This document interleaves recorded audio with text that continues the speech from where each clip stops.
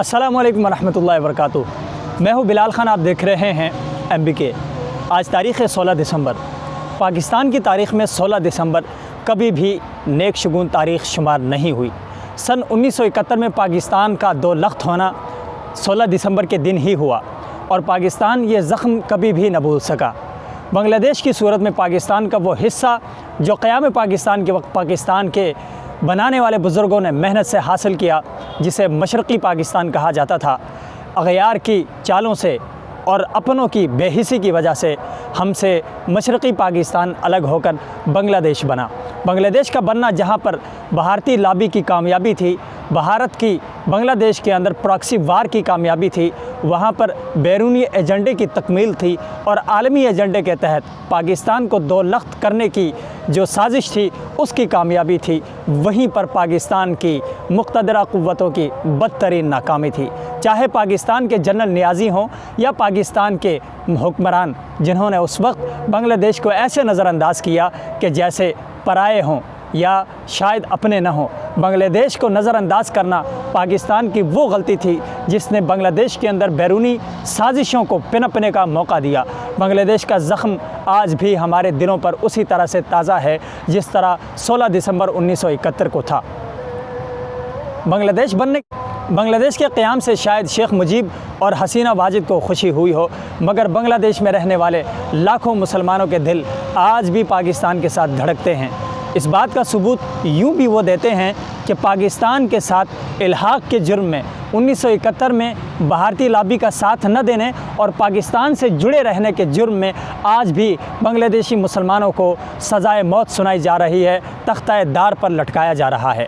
जमात इस्लामी बांग्लादेश का नाम लेना इसलिए ज़रूरी है कि सबसे ज़्यादा पाकिस्तान का नाम लेने की जुर्म की पादाश में तख्ता दार पर चढ़ने वाली यही तंजीम है, यही लोग हैं जिन्होंने बांग्लादेश में शेख मुजीब का साथ नहीं दिया, भारतीय लॉबी का साथ नहीं दिया।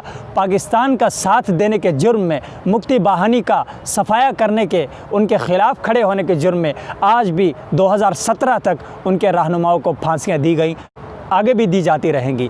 इसी तरह एक और 16 दिसंबर हमारी तारीख़ पे एक ऐसा सया धब्बा बनकर आया, हमारे दिलों पर एक ऐसा गहरा घाव लगा कि जिसे हम शायद कभी न भूल सकें।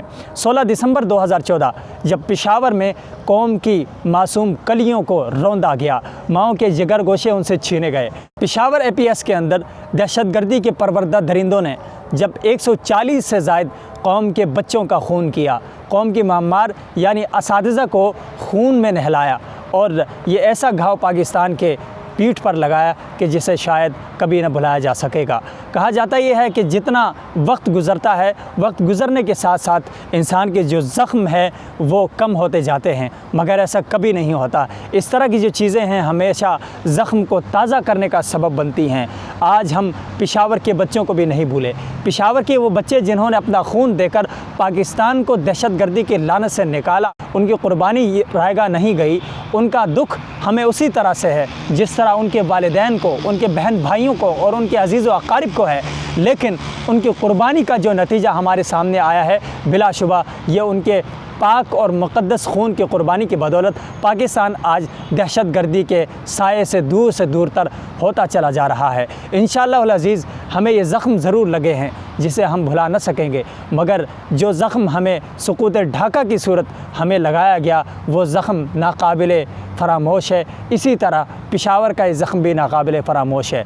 हम एक ज़ख्म की वजह से दूसरे को नज़रअंदाज नहीं कर सकते या एक को ज़्यादा और दूसरे को कम नहीं बता सकते। ये दोनों ऐसे मज़ालिम थे, ऐसे इंसानी अलमिये थे जिन्होंने हमारी तारीख़ को पलट कर रख दिया।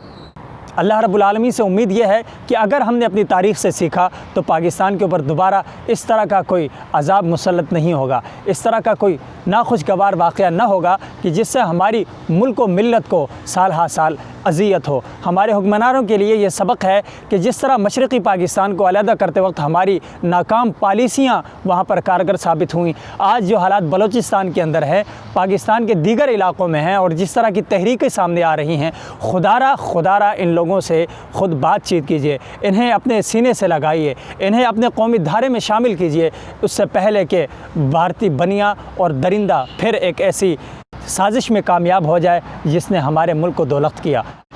अल्लाह ताला पाकिस्तान और हमारी कौम को अपनी हिफ्ज़ व अमान में रखे।